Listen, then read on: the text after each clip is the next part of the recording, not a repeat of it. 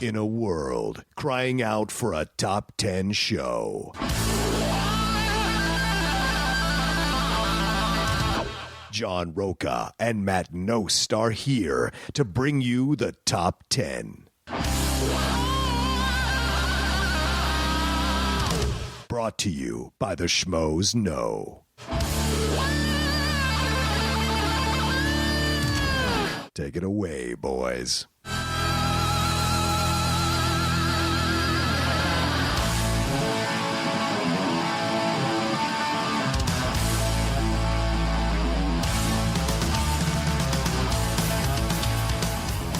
Welcome, everybody, to this week's edition of the Top 10 Show. I am John Rocha. I am Matt Knost. And we are meeting after a very long day for both of us, and then a long day for you tomorrow, apparently.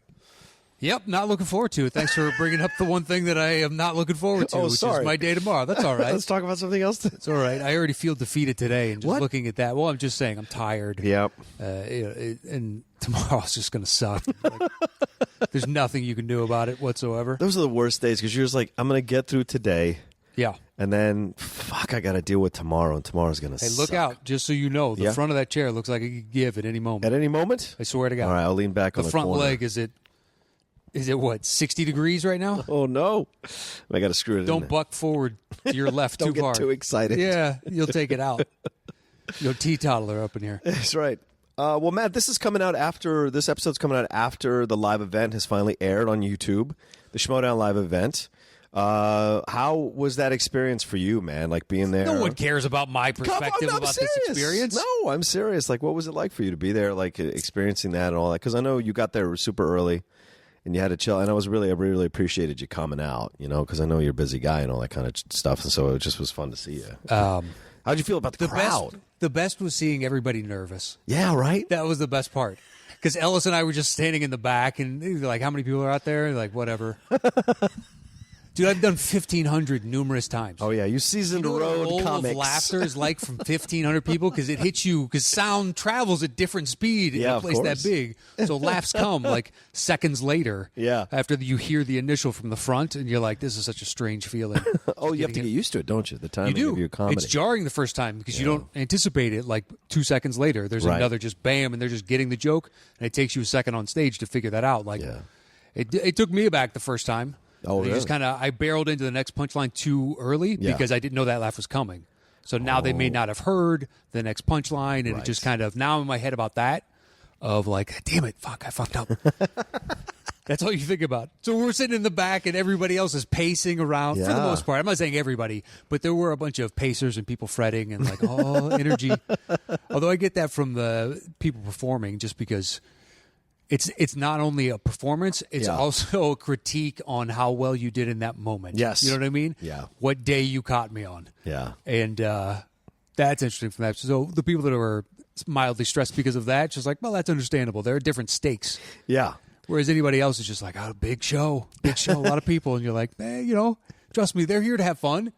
And when you know that going into it, it's so easy. Mm. You can do it all day long. Right. You soaked it up. You loved it being on the stage. I did. People. Yeah. Well, I was nervous down there because it's been a while since I've been on a stage. Like, so I stopped acting on stage for a long time, and it was more people than I'd done a stand up in front of. That's for sure. Because there's those small comedy clubs that I did with Ellis. That's not. I mean, not small in terms of like stature or anything. Small room's better. Yeah, yes. I feel more comfortable in a small room. Well, Absolutely. the energy for comedy or something like that. Right. It just builds and intensifies so much quicker. Yeah. When there's an intimacy with the crowd. Yeah. But still, the raking of the seats, it gave you a somewhat intimate feel for that many people. It did actually. Yeah. And you don't know how many there are out there until you walk out there. And that was the thing, like coming out to do the promos, because obviously we'd watched the match, the Wildberries and the Real Rejects from the Wings. We were watching that match, and you could hear the crowd, but I couldn't really see the crowd until I got out there to do the promo. Mm-hmm.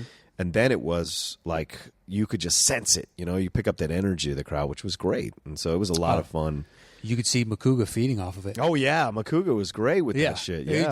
But he found like a good vibe with the crowd and was playing to them, and they were loving it. He's a natural performer, man. Makuga's so good at it. And people want to like him. He just has that face, that voice, that energy that people want to enjoy and spend time with. So like when he's doing it there, because he is riding, the energy level is super high for him, man. But people love it and dial into it. Yeah, well, especially when you know your character and this is what you're selling, and it's an easy pitch for you. Yeah. And there's nothing wrong with that. It's good. You got a hook. Absolutely. That is part of this. Yeah. Well, I mean, also Greg coming out with his shirt off For Real Reject was an interesting choice. Well, I told him it was like Picasso abs. If you really freeze frame it, because the way they were doing not like circular rounded curves, everything was just in this geometric pattern. Yeah, he had unusual those are really abs. interesting.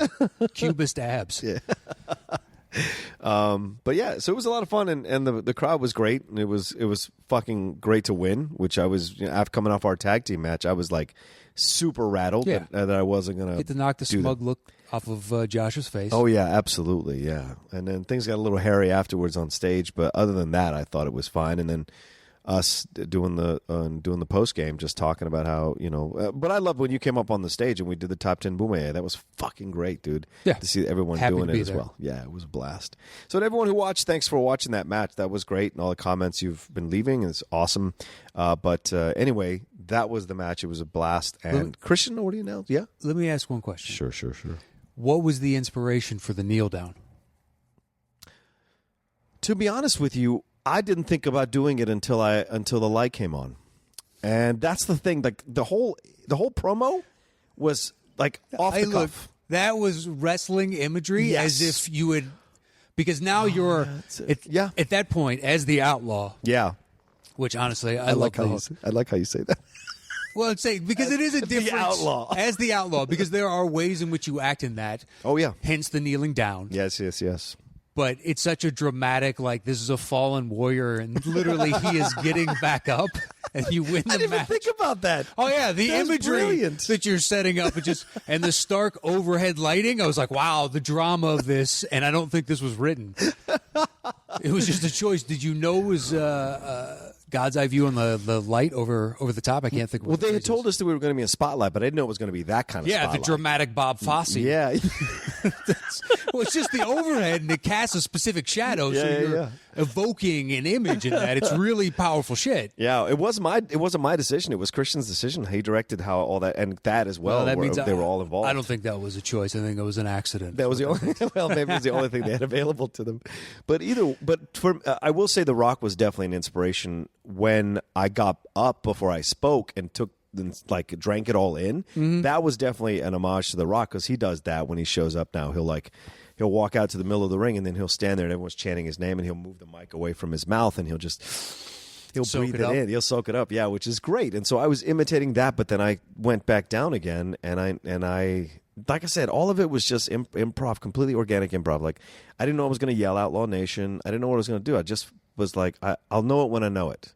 And that's kind of how I'm built as a performer. Like, I'll just know it when I know it. And that, I couldn't tell you what I said, honestly, other than I want to nail those lion skins to the wall. Other than that, I don't think I remember anything that I said. And I'm sure I cussed a few times. And then we were on to going down to the crowd. From where I was, I could only make out aspects of what you said. Yeah. But just the imagery alone, I was like, this is really well done. It was like a rock star concert. It was like a rock concert a little bit, like a little bit of a rock concert. Dramatic, like great. Bono goes out for the beginning of something. It's just him, and before the band, the Edge comes in, or That's whoever right. else. I've got a song for you. I wrote it in the back. And all that thing getting all dramatic. Did you like coming down through the crowd, though? Was that cool for you, man? Did you like high-fiving the crowd and shit? Have you ever done anything like that? Where you high-fived the crowd and gone through them and shit?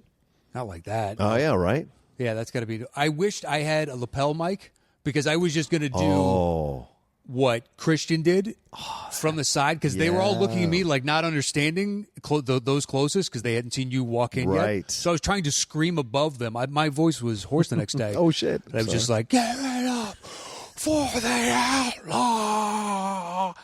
Gave everything, like convulsed my wrist. I tried, did everything I could. When I want to, I can amplify my voice. Yeah. I can bark it out, and I gave everything, and I barely made it above the section I was in. Oh, wow. Yeah, they understood, and then they turned and looked, but over on the other side, it was too far gone. Yeah, it was great. It was so much fun. And it was great, but overall, it was great that it went off. They pulled it off, and it was great, and so now people are going to see it and want to go to a live event. They want to go now seeing this live event. I told Christian. Yeah. What I told you before. Oh, my God. Before I left, and I was like, this is the show, man. Yeah. This is the show. You take this to a small black box theater, like 100-seater. Oh, yeah. 3-camera shoot, just lock in the shots for the most part. Tell guys, stay within these areas. Yeah. And then just go crazy. Yeah. That would be so amazing. The energy in that room, I told him, I was like, I'm in. Whenever you want that, I am in. He cracked me up because he came up to me and he goes, Knost talked to me more about what to do with the Schmoedown than he ever has in his entire life in the Schmoedown that night. And it was cracking me up because you had said something about it when we were sitting in the green room, and I had no idea you were going to go up to Christian and talk. I just to him had to about it. afterwards, and I was like, "Look, man, I hope you realize what you have here, because it works really well on camera." But I think from the performer's perspective, everybody else backstage was salivating. Yeah. After they saw like everybody's doing well, and they're like, "Oh my god!" And I told Ken before it started, I was like, "Seriously, people are going to love this. Watch this." Yeah. And then afterwards, I think like halfway through, he's like, "You're right. Look around. Everybody's just so excited, can't wait to go up to do whatever they're going to do." Yeah. So you get a better performance from all the people involved. Yeah. And the immediacy with the crowd, and they're enjoying it even more because it's happening right before them. Well, yeah, because we're so used to doing it for everyone else who knows. We all know each other. Yeah, I don't play to the crowd when I do it here more often than not, because it's just like, hey, all right, what's going on? You're playing to the crowd in the camera. Yeah. You're not playing to the actual crowd. And that's the difference. And so when you get in front of an actual crowd, it's a whole other ball game. So you soak it up and you can, and everything changes. Like JT, I don't know if he had come up with that ahead of time or memorized. I don't know what he did, but it was hilarious. That's why I had to turn my back, because I was starting to laugh at what he was saying, but I was also getting like mad. So I was like, all right, I'm not gonna I'm not gonna lose my cool like I did in the fucking tag team match. I'm gonna stay focused. I just can't look at him. Let him say whatever he has to say. I just can't look at him. And then when it was my turn, which was great. So anyway, yeah, I hear what you're saying. I think this could totally work, and that's why Christian wanted to have this come off the way in a positive way, so that he could start doing that. I think he knows and senses what you're sensing as well. Look, it could be both. I'm not saying take it away from online, but I just think even the fan reaction might be even better, stronger online, because they can sense the immediacy within the crowd. And absolutely. Yeah, just, I don't know. You get better performances from all involved. It's a matter of renting the space, and it's a matter of selling enough tickets to pay for that space. That's the thing. Yeah, 100%. Yeah. I mean, there are costs to this. Yeah, and the people who are shooting it, of course, working extra late. That's why you go with the smaller one. That way, if it's a 100-seater and this week you have 95, who cares? Yeah. If you just lose 5%, whereas 5% in 400 seats, well, it's not as bad, I guess. Still at 95%, but I'm saying even at 75, 70, 60, there's still good enough energy. Yeah. Yeah. Anyway. No. Anyway, those were. Yeah. I just pulled him aside. It's like, hey, these are my thoughts. I don't think I've ever given him my thoughts. You're smart. Yeah, you never have. That's why he came up to me. He's like, I can't believe Knost came up to me. He was telling me all these kinds of things he wants to do with the Schmoedown. I'm like, yeah. Well, it's not. I'm not telling him what to do. I'm like, look, you already have something. Please nurture this idea that you've already created. Yeah. Because I see it succeeding like this, but it doesn't mean that's how it succeeds. It's just like, please don't give this up, because I think there's genuinely something here. He doesn't want to, and he knows that people love to do it. Yeah. And all those, dude. I hope I say this correctly, because I have a tendency to not, but I could sense the other performers afterwards were just, like you said, salivating and a little bit pissed that it wasn't them. Once they see it, they already know, they think it's going to be fun more than likely. But then I knew going into it, without ever having seen anybody in the crowd, I was like, this is going to be the easiest. I told Ellis that before we were talking. We saw everybody pacing, and I was like, dude, I've already told one guy that I saw that was, I don't want to mention the name. Yeah. One guy's like, look, they want to like you. So just, it's fine. You're going to be fine. Trust me. I know you. You're going to be fine. Yeah. And then afterwards, they're like, that was fine. Everything was fine. This was great. Of course. If this was like a tough room and they'd never seen this show before, that's a different sell. It's a vaudevillian type of thing at that point. That's true. You're barnstorming across the Midwest trying to sell this idea. Ladies and gentlemen, the Schmoedown. Yeah. Yeah, you make a good point, man. Hopefully. Yeah, we'll see. Do you want to talk about this basketball game or no? Do you want to let it go for now?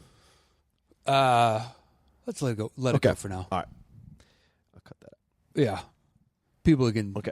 Some people love the basketball talk. Right. And other people want to get into the actual movies. We're not into the playoffs yet, so we'll table it till we get there. Okay. Fair enough. It's really close, though. It's like a week away. Dude, I can't. I'm going insane. Salivating about the matchups. I know we say we're going to talk about, but I'm just going insane salivating about the matchups. And I made sure, because I'm switching over to YouTube TV, like I'm going to get YouTube TV, that they had the NBA channel on the channels to watch and the TNT, Perfect. TBS, all, and they have everything. Perfect. So I'm like, good. I'm good to go. Yeah, that's all you need. Yeah, that's all I need. I'm good to go. There are a bunch of really interesting matchups in the first round forecasted right now. I don't know. It's the thing. I don't know where my Wizards are going to be, 6 or 3. Like, literally, anything's in play right now. I just don't want to face Toronto. You got to lose. You got to hope the Sixers lose a couple first, because I think Indiana could falter and maybe you could launch up there. Yeah. Because somebody hit me up on Twitter and was, I think both of us said, "Why didn't you talk up? Phillies talk to everybody else in the East. What about my guys?" It's just like, listen, it depends on where you end up. You could lose a couple, drop down to 6. Now you're taking Cleveland. I don't think you make it out of the first round. Nope. Whereas if you're either of those other seeds, you got a shot. Yeah. You got a shot. They could beat us. That's for sure. I don't think maybe the Wizards. Maybe. You don't think they can? You don't think we can? You don't think the Sixers can beat the Wizards? No, because Ooh.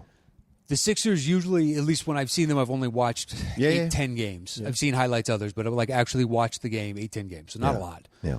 But it seems like sometimes late in the shot clock, they have nothing else to do but dump it into Embiid and have him do some magic. Right. And they rely on that. It's when Simmons gets a jump shot, that team is lethal.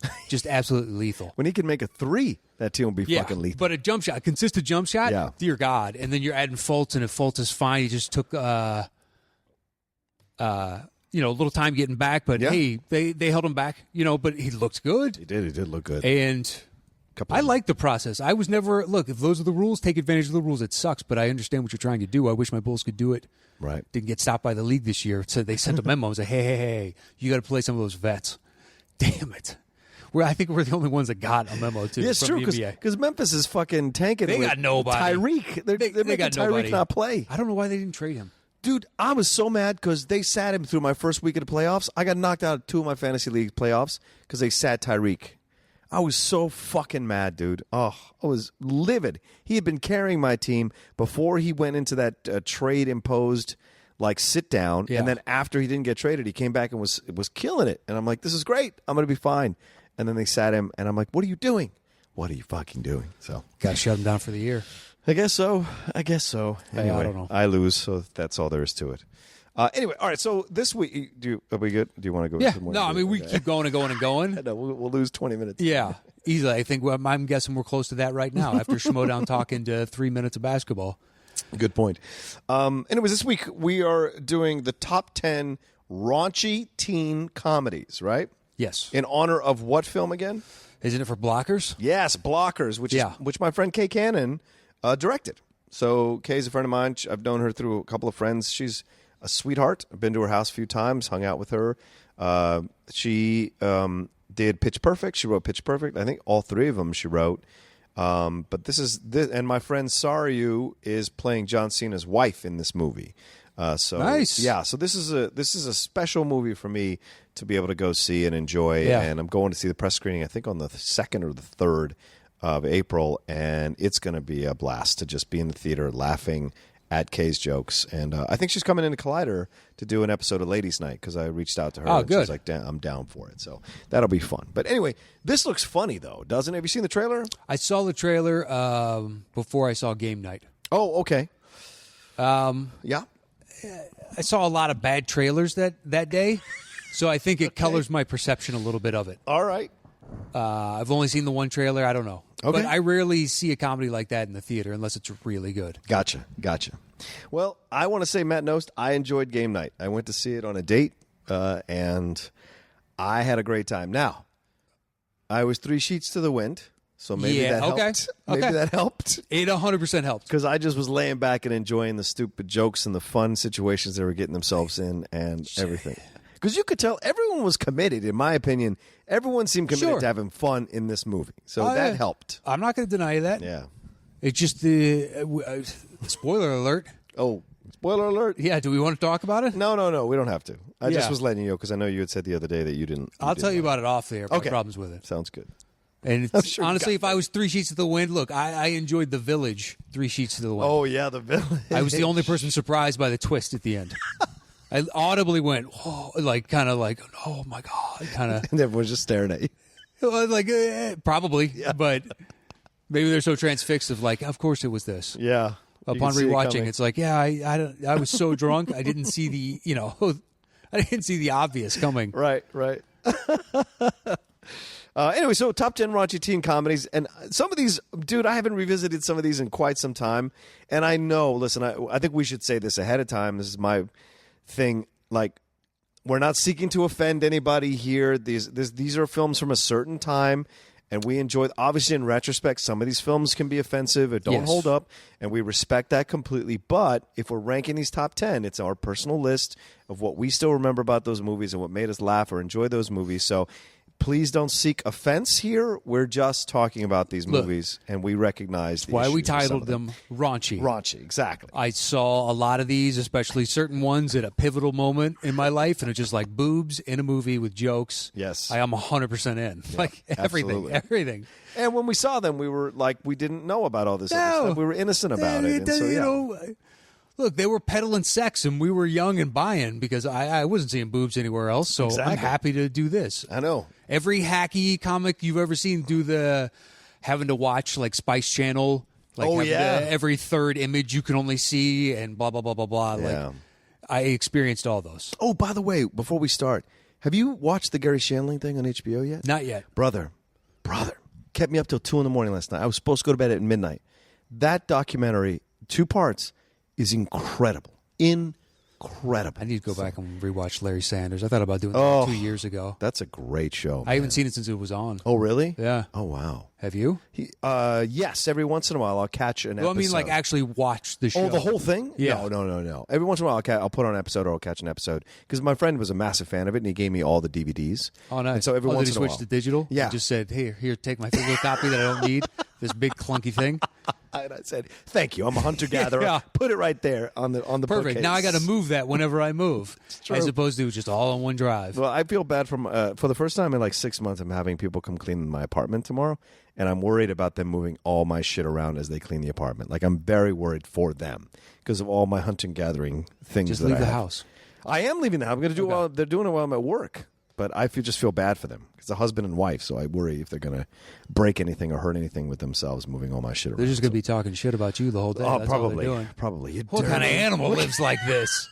I don't live dirty. No, you don't. I just don't clean as much or as often as other people I've do. seen so much worse. It's not even funny. Yeah, you come to my place. You know. It's your place is decent. nice. Yeah, thank you. Your place is nice. You keep it organized. I do. Like the coffee table will have like a couple magazines. It's not like your OCD where they're all perfectly aligned. It's like there's stuff out, but it's not cluttered. There's not trash. Right. I literally had a friend that had trash on the floor. Like, oh my God. I'd go to his house and he had a sous vide. So he would sous vide like salmon and then make potato gnocchi. And he could make a few things and he made them ridiculously good. But his house was one of the filthiest places you've ever seen. Oh my God. Well, that's what they say in L.A. Like the best, truest Chinese has a health food rating of B. Like that's the best a genuine Chinese restaurant is going to have. If you want the flavors that you want. That's the price you got to pay. Yeah. I'm not kidding. Once he had a cockroach dead on the ground that he'd stepped on and just gone back to cooking. What? Yeah. It was filthy. Yikes. Well, all right. The man could cook, though. He can make a couple things. It's just like, those are delicious. Brilliant, man. People are weird in that way.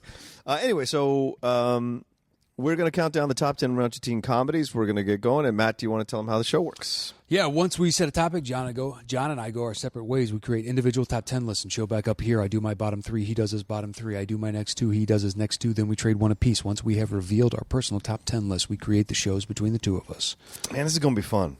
This is going to be fun. Because I don't even know if you got any of mine or you have any. I mean, we got some. We definitely have some. All right. All right, Matt, start us off, man. Yeah, the order flip-flops around. That's what's going to be messing around. Like you probably don't have my number 10. Okay. But it is a true, genuine, if we're talking, raunchy, stupid teen comedy. Yes. Ski School. You love this film. I love this movie. You've brought it up a couple of times. I love this movie. It's dumb. It is utterly dumb. It's like they're living on the slopes or something, and they're part of like the crew that works there. But they're like the bad crew and whatever, and there's like the really good crew. And there's some big ski off at the end. Like the plot is paper thin. Yes. Paper thin. It's just to show a bunch of hijinks and they're drinking and they're college age and there's boobs and it's a raunchy teen comedy and it's so hard to defend because I watched it at an age where I was like, I love to ski and it was like, oh, it's a skiing movie on top of that. It just hit. It checked a lot of boxes when I was whatever age. Yeah, I think they used it in Hot Tub Time Machine as like a reference point for how they those easily guys could have. Those guys were being. I know the It's bad Always guys. Sunny did a version of like not that movie, but another ski movie, which is like rich developer comes in, Ski Patrol or something. Yeah, and it's just like, oh, and he wants to take over the mountain, and they got to shut him down by out skiing him, and you're like, this thing. But I loved it every time. Yeah, man. I've watched a lot of them. Aspen Extreme. You kidding me? I've known Peter Berg's name since Aspen Extreme. He was Dexter Ritecki. And me and my friends, when it snowed, would go down the hills sideways, just saying Aspen Extreme and cutting like figure eights. I've seen them all, man. That's I love great, them man. all. That's so great. Raunchy teen comedy, you got me on the slopes. I'm watching. You're good to go. Yeah. I can't defend it. If you like it, welcome to the club. If you don't, I can't imagine what the tomato is on this. You're missing out. Yeah, it's got to be sub 20. Oh God, yeah. It's got to be sub 20. And it checked a lot of boxes. Like, what? I love this thing. When I was doing research for this list, a lot of lists had ski school on Really? it. Yes. Like in the top 20, 30. Yeah. I always want to put it higher, but I haven't seen it in a few years. Understood. 9 is Van Wilder. Oh, good choice. That is not on my list. It's not on your list? Shit. That's a good choice. Dude, when I saw that, because I never watched Two Guys, a Girl, and a Pizza Place that eventually became Two Guys and a Girl. Yes. I didn't know who he was. Well, because it's a college, but we're still going to count it? All right, we're going to count it. Like 18, 19? Well, he's probably 22, 23. Yeah. But the other kids are 18, That's 19. True. Fair. Let's count it. I think we should count it. I was thinking you can't tell the age. He is older, yes. Yes. But a lot of these are younger, like new students coming to him because he's like the party boss. Right. And he can set up parties and all that jazz everywhere else. So pretty much an 18-year-old needs that because a 21-year-old can go to a bar. It's a funny movie, man. Dude, I saw this and I was like, who is Ryan Reynolds? You're right. Why? This guy delivers a dry punchline. So years later when they were like, we're thinking about doing Fletch with him, it's like that's the first time anybody's ever mentioned an actor where I think they could pull it off. Yeah. Because it's a difficult thing that he does. Yep. In my all-time favorite movie, Chevy Chase. I love Fletch. I know you do. So you see this guy, you're like, oh, man, he delivers a line just like it. Things hit, and he just acts oddly calm, but at the same time, you can tell he's agitated. Oh, it's great. It's great. He just kills it in this entire movie for never knowing who he is to who the fuck is this guy? Right.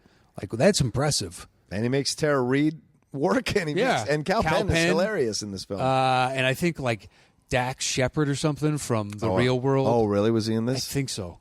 I like the bad guy, too. He's a great bad guy. I know I've seen him in a couple other things as a character actor, but he's hilarious as the bad guy. When he has to go to the bathroom and do whatever he's doing and in his hand or whatever he has to do by the end. It's just brilliant. And Ryan is hilarious. And this is where you get the taste of what you're going to see later on. He has this... Yeah, and like Deadpool. Confidence. Yeah, he has this confidence in his comedy that's really tough to find in an actor, in an organic way in an actor. And he is definitely that. Like, that's his personality. It is. Yeah. It's charm and charisma. Yeah. Because that's annoying on numerous other people. Yes. I'm sorry, I don't buy that you're this individual. You're not, the James Bond of comedy kind of thing. I'm not buying the smooth as much. I don't buy it at all, right? Exactly. Yeah. Yeah, so anyway, if you've never seen Van Wilder, Reynolds, it's impressive. Number 8 for me is The Girl Next Door. Oh, you like that film? Yeah. Okay. Emil Hirsch, Timothy Olyphant. Yes. Liza Cuthbert. Eliza Cuthbert, yeah. Alicia, whatever her name is. Alicia, I don't know. I was doing that when I was thinking about this movie. I was like, Alicia. Yeah. Eliza. All right. Don't tell JT. He won't know it. Yeah, well. Boom. That's true. Sick burn. What did he say? I can't even remember. He said something Dooku. Yeah. I think he said Lisa Dooku. Instead of Douchku? Yeah. Dooku. Elisa Dooku. That's right. Nothing, dude. That moment will forever live in my mind because Jen Sturger goes, "Come on!" really loudly when he got it wrong. It was hilarious. It was hilarious to hear her scream out loud from the stands. Anyway, it's a Girl Next Door, and this is like what? She's like a Playboy model or something. No. I think she's in porn. Oh, porn. Okay. And she, moves next door to Emil Hirsch, and Timothy Olyphant is her manager, acting like a pimp kind of thing. Right. Trying to get her to come back to the world that she just left. Oh, because she's trying to leave it. Yeah. Gotcha. She's trying to leave it behind her, and then Emil Hirsch finds out who she is. The thing is, like, and his friends find out and all that stuff. Yeah. So they get into it, and by the end of it, I think they're shooting a porno. Like, you don't see it happens. It's like something they're moving on. It's the guy that was directing the whole thing, one of his friends. Yeah. In it. But for whatever reason, Emile Hirsch, like his chemistry with her worked to a degree that I actually bought that you could kind of fall for someone that quickly. Yeah, okay. Which is difficult to do. Sure. And you throw in this mix of what she formerly did and how that is a fascination to a 17, 18-year-old boy. So you see the interaction with, his friends and whatnot, freaking out about, like, oh my God, especially when in the internet age now. Oh, yeah. You could see whatever you wanted to see, and that's a crazy thing, especially for a 17 to 18-year-old. Yep. I can't imagine having that now. Don't his parents like get upset that he's got this thing with her or something like that? Oh God, I don't remember. Because he didn't cause there's another one, and I can't remember the name of it, where like he went to school with her and then finds out later, like Miss March or something like that, and she was like in the Playboy. She was like the Playboy centerfold. He finds out like later, okay, and then he like tries to go out with her, tries to date her or whatever. I can't remember the name of the film. I think that's what it's called, and so I get that confused with the girl next door. It could be. I like in my memories fade back to like no, it's porn. When sure Oliphant comes in, and he's pretty like when Oliphant plays his like evil characters or hardcore characters, like it's kind of scary. There's still an underlying charm of Oliphant, so you want to like the guy because he's trying to like buddy up with them. Yeah. So basically, it just gives him good intel as to what's going on. Right. Ultimately, that's the only reason I can ever come up with why you would do that, and it makes sense. Like, hey, maybe they'll feed me something because they think that we're friends or something. Yeah, that's true. Like, he's just trying to lure her back in, so any little bit helps. Right. So you like him, and then like when he pivots to, oh yeah, no, this guy's a douche. Yeah, this guy's a complete douche, and you need to get away from him. And a dangerous douche at that. Yeah. Anybody that looks like that from L.A., trust me, as a person that lives here, that guy's a little sketchy. Yes. That guy's a little sketchy. You should get away from that guy. Yeah, more than likely. Absolutely. That dude has done way too much blow in way too many places that I wouldn't even use the bathroom. Right. So. Little train spotting.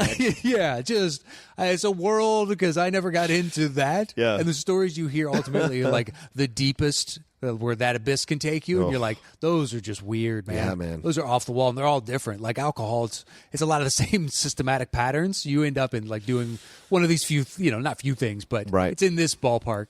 And you put Coke in that mix or all those other hard drugs, and you're like, you're opening up the spectrum of wackadoo now. Yeah. Numerous exponential times over. I went to, like years ago, I went to a Debtors Anonymous meeting because I was having trouble with finances and all that kind of jazz. And I went to one to figure out like what's like the, and some of the stories you heard were insane. So I was like, well, I'm going to go and sit on a substance abuse one. And I just wanted to see. And you were what's her name from Fight Club? Oh yeah, kind of. Helena Bonham Carter's. But I only did it once. I only did it once just because I wanted to see and hear people's stories because nothing you see on film comes close to the actual stories that people tell you. Somebody that's lived through that and is telling it. Yeah, and so sitting there listening to their stories was mind blowing to me. And of course, I didn't share. I was like, oh, I'm not in a place today. But like. Listening to it's incredible to hear what people go through and experience and pursue, and the human spirit to keep doing it. Do you know what I'm saying? Like, they know it's dangerous as fuck and it's dirty, and they're in these horrible places where their lives could possibly be in danger at any moment to get, not just getting killed, but maybe getting some kind of terrible disease or some kind of fucking bacteria in their bodies from all the mold and dirt that they're, but they will do it to get that high, to get that shot. And you're just like, wow, it's insane. So that to me, talk about scared straight. I've never gone near anything hard after that situation, but it was just like, it's incredible. So what you're talking about is right. Like that kind of thing of like, holy shit. Like the stories are just mind blowing. Yeah. And it's amazing. Like, only madness that way lies. We don't need to talk about that because I've heard some things too. And just like, man, wow. Yes. Wow. Like to have lived through that and you're still here. Yeah. Like, it's impressive. How have you stopped taking showers? Like, how are you not taking a shower every 5 minutes? Like, it's a thing, all right. Anyway, so then my number 10, which might be higher on your list, I don't know. Porky's. Is that on your list? That's a punt. Okay, great. It's just, it doesn't hold up for me anymore, and that's why it kept moving down the list. It started out a little bit higher, and then it just kept moving down because other films I enjoy more. So Sure. my number 9 is one of my favorite from the 80s, Zapped. Oh, with Bayo? With Bayo and Willie Ames, man. That film, for whatever stupid-ass reason. Oh, and Daphne Zuniga plays the nerdy... I think that's Daphne Zuniga plays the nerdy girl. I think it's that her. and like Hots I've never seen. Oh, Hots. Yeah, right. No, I never go near Hots. But Zapped is just fun. Because this was back when Scott Baio was actually fun to know and follow, and it was off the Chachi thing with Happy Days. Yeah. This was before he's who he is now, but like back then it was fun to follow him and enjoy him. And this film is, because he's a kid who like some experiment happens and he's able to use these powers and he's able to like... he has telekinesis. Telekinesis, right. Like, and he can lift skirts and he can, open the brassieres. And again, like I said, it's not about, I'm not trying to offend anybody, but like, that's the way the film was. This is the dumb fantasy of a lot of 17-year-old boys. Shit, 15, 14. Yeah, I'm just saying, what is Bayo playing in this, 17, 18? Yeah, he's in high school, right, obviously. Yeah, so... But he goes through that period of, like, using that stuff to... I think it's Heather Thomas or Heather Locklear is the girl in the movie, and... he has the moments with her and sees her in her panties and whatever. But, like, in the end, he ends up with the girl that he actually loves, which is the science girl that he doesn't violate and doesn't, like, kind of lift up her skirt or whatever. Like, he actually appreciates her mind. Like, I'm not trying to defend the movie. I'm just saying it does have a good message at the end that no matter whether you get your rocks off looking at this stuff, you should be with someone who's a little more stable, actually cares about you. So there we go. That was terrible. I don't know why. Terrible. It's not like you made the fucking film, man. It's true. I know. Like, you're one of the, like, acting as though you're an EP on it, and you're like, you got to defend this thing 20, 30 years later. You don't. I love it, though. And that certain end things, scene, it's just a movie. That end scene when it's essentially Carrie in reverse for comedic effect, where he's like tearing apart the school dance at the end is really, really funny. And you know what's terrible is they made a sequel, Zapped again. And this time it was Willie Ames. That poor son of a bitch. Anyway, so that's my There's number 9. There's a reason he didn't headline movies. Yeah, for a long time.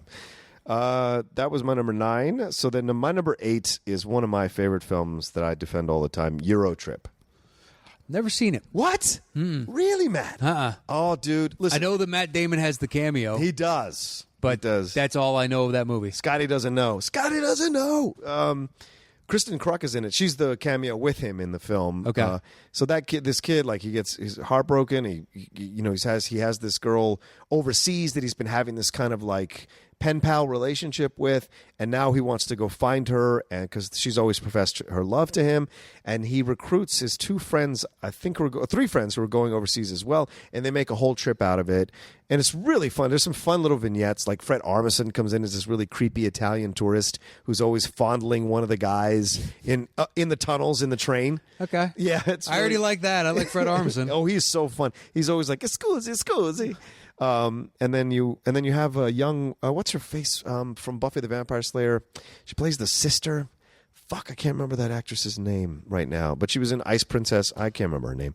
Anyway, she's in there as well, like coming into her own, like as an act. Like she's no longer a young kid. Okay. She was in that Harriet the Spy movie with Rosie O'Donnell. She's trying to do the transition to adulthood. Yeah, exactly. So she's got a little more, like she's wearing a bikini in one of the scenes. She's more like she's wearing tighter jeans, all that kind of jazz. So she's in that age. But it's actually a really funny, interesting movie. They go to like this Russian place and take absinthe for the first time. Lucy Lawless is in it as some kind of sex vixen mistress who's whipping people in Amsterdam. So there's all these little adventures they go on as they're going through Europe, and it's really funny. And then they set the Pope's hat on fire, and people think the Pope has died because there's smoke coming out. So anyway, it's just to me, some people may be going, I'm insane, but I laugh my ass off every time I see that movie. I can't explain why it's funny. I'll have to watch it. Yep. I would love to hear your thoughts. I'd have to watch it. So that was my number 8. What's your number 7? My number 7 is going to be a punt for you then. Oh. More than likely. Okay. I'm just going to let you know that now. Fast Times at Ridgemont High. Yes. The fuck are you talking about? I'm sorry. I don't mean to cuss. I apologize. Yes, you did.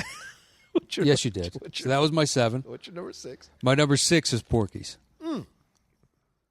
Go ahead, sir. It holds a higher spot because it set the template in a lot of ways. It's still the foundation of these, yeah. Yeah. Yeah, you can So argue they that. all they steal a lot of aspects from this. Yeah, sure. It's, so you got a tip of the cap I mean, look, Well done. Well done. Yeah, well done to you. You made a little genre that now we don't make anymore. Not really. It's been kind of phased out. Yeah. You'll get variations of it, but nothing like this where you're clearly doing deviant behavior. Yeah. And we're passing it off as like, look at these rascals. Look at these. Yeah, boys will be boys. These rapscallions. Exactly. The shenanigans they get into. They just cut a hole in the wall of the women's locker room. Yeah, and then yell at one girl because she obstructs a view. Yeah. And it was the one that, whatever. And then they all realize it. So it's like one dude sticks his tongue out. Like, what do you expect to have? Doesn't he stick his penis through it too, or no? It's just his tongue. That could be. I know think the he tongue sticks comes his out. penis through the hole, and the girls laugh Probably. at him for having a small penis or something. I think I remember that because it's that one dude who can't get laid. What's his name? That can't get laid. Pee-wee, I think. Pee-wee. Yeah, that's right. Pee-wee. Porkies. You understand that, don't you? Have you seen it? It's been a very long time. Yeah. See, It's classic. It's an absolute classic. We're talking raunchy teen comedies. Raunchy teen comedies at that. There you go. Boom. Sure. So it sounds like somebody just made themselves a bumper sticker. You might want to trademark that phrase. But Kim Cattrall's in this, and Uh-huh. of course they have that. Doesn't she sleep with a teacher, or is a teacher's assistant, or is it the senior guy? I forget who it is, but I'd have to she look gets it up. recorded having sex, and they put it all through the high school or whatever when she's having sex. She makes those weird noises while she's I having sex. just remember the stupid stereotypes of the Porky and his brother, the sheriff. and Oh, whatnot. yeah. Just so ridiculous off the top. Like the producers had seen Smokey and the Bandit one too many times. Yes. They're just like, this is who I need to make. Like, let's see where the sheriff is from the later Smokey and the Bandits, and let's just bring him in. Oh, we got to get him into this thing. Yeah. If it just kept going and going and going. He's from this area.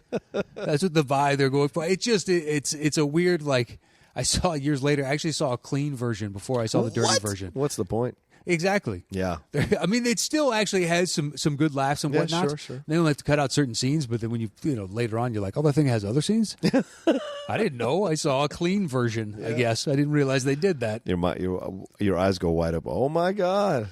Well, I was a little older at that point, so it didn't have quite the same effect. All right. I think these things have gone away, though, Matt, because of the advent of porn. Like, the accessibility of porn doesn't allow for you to have these kind of movies anymore because the whole aspect of the movies was the forbidden fruit of seeing a naked woman or seeing her panties or seeing her in her bra.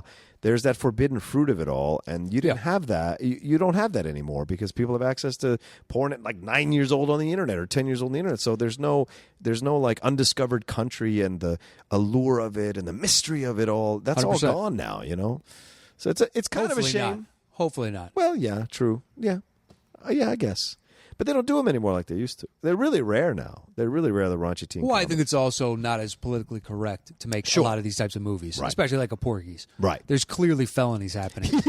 Clearly felonies. It's ultimate Like, violations. as a society, I think willing to turn a blind eye to the potential prostitution that predicates the entire shenanigans they get into. Because Yeah. that's the oldest profession in man, Yeah, right. or of men. Yes. So that we're like, that vice has been around longer than all of us. Yeah.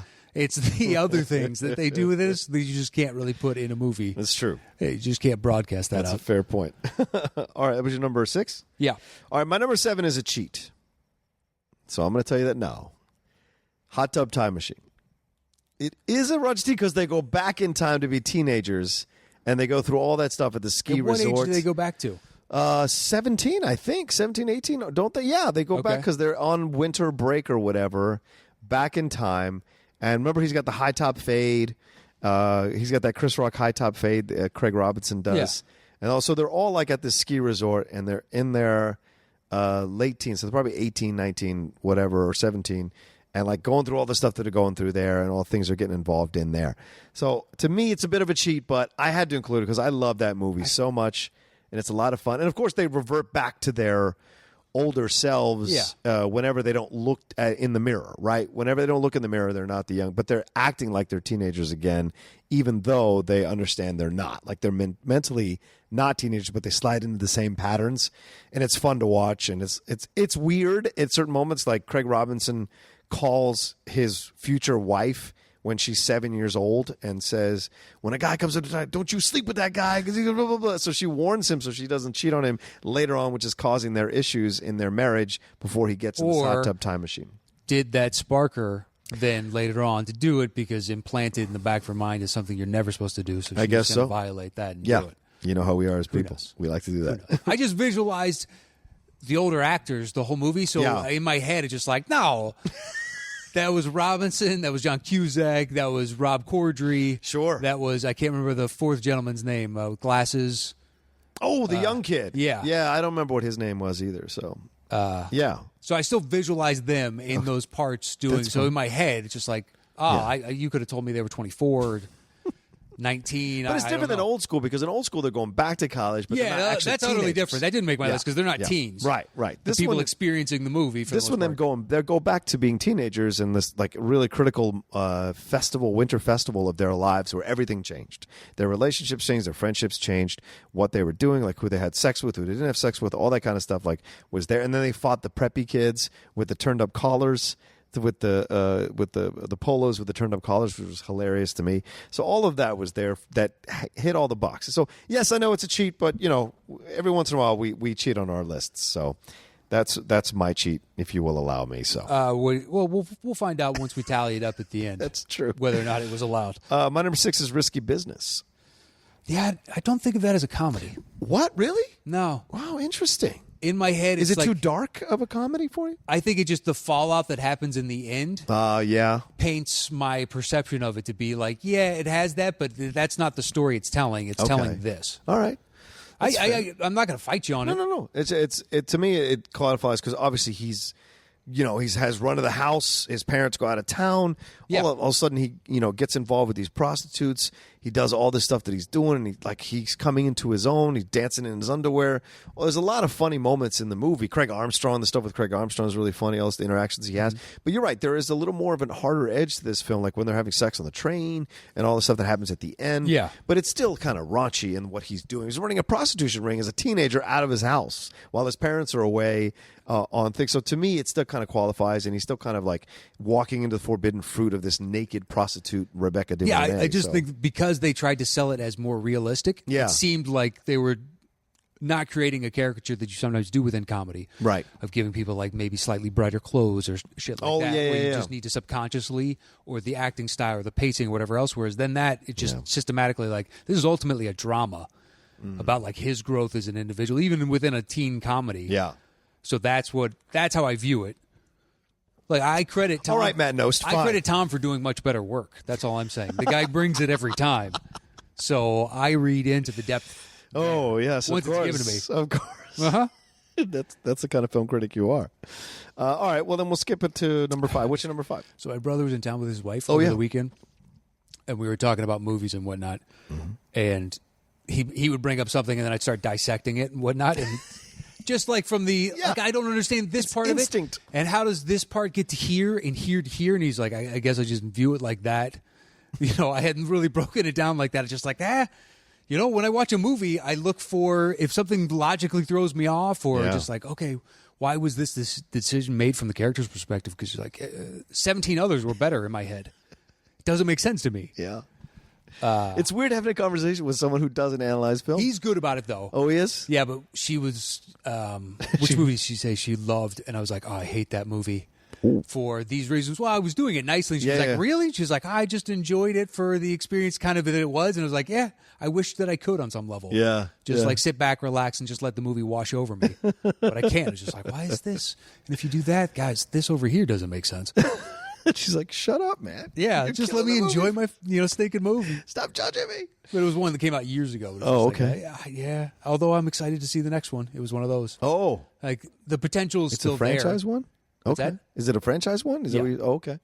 All right. Well, what's your number 5? My number 5 is Road Trip. So you have Eurotrip? Yeah, I don't like Road Trip. Go ahead, man. I saw it. I think it was the last gasp of when these movies could really hook me. Yeah. Because there were certain moments in this movie that I actually genuinely laughed my ass off in the theater. It's Tom Green telling the story, Tom Green right? is the guy that's walking around giving a tour. Yeah. Breckenmeyer, that's right. Amy Smart. That's yes. Yeah. That super skinny guy that had somewhat of a career. DJ Qualls, right? Yes. Yeah. Nice pull. Thank you, man. I was about to say he was in that. What was that one called? where the Earth's core stops spinning and they have to tunnel down. It's Stanley Tucci. It's sounds like a girlfriend. I think Aaron Eckhart, is he the lead in that? The Core? But the Core, yeah. DJ Quayle's the guy who was in Get Shorty. Yeah. Also played Satchel Paige in that HBO movie. Blair Underwood? No. Oh no, he wasn't Satchel Paige. Oh, you McKelty Williamson from Forrest Gump? That guy? No. Okay. It was the third guy. He was in Get Shorty as well. Delroy Lindo. Yeah, man. All in the head. It's all in my head, man. Yeah. It's all there. It's all there. All you got to do is access it. Just gotta Dial it access in. Dial it in. His is one of those that, Delroy Lindo. And then I'll remember it. And then in a year's time, I'll forget again. And then I'll remember it. Yeah, he hasn't done much recently, though, man. He hasn't done a lot. No. So, yeah. I always liked him. I loved him, too, man. I liked him, too. All right, go ahead. Yeah, so in just the setup of, like, Breckenmeyer is trying to intercept a communique that was not supposed to go to his girlfriend. What is it, a videotape? Or is it a videotape? Okay, yeah, it's a videotape, I think. Yeah, because he's having sex with Amy Smart, and he's trying to stop it from getting into the hands of girl. Because I think he thinks his girlfriend cheated on him, so he's getting back at her. Is that what it is? And then he realized she didn't cheat on him? Maybe to make him a more altruistic character, I guess, so you don't hate him as much. Right. And then there was the guy that played like the smart stoner. He went on to do a few other small things. Okay. He was in... Did you see The Fringe? The show or the movie? The show. I think it's called The Fringe. Or no, The Expanse. The Expanse. Oh, no. I haven't. The sci-fi show? Yeah. No, I didn't see that show. He's in episode 1 of that. Okay. Anyway, so... Is not Sean William Scott? No. Okay. No. Okay.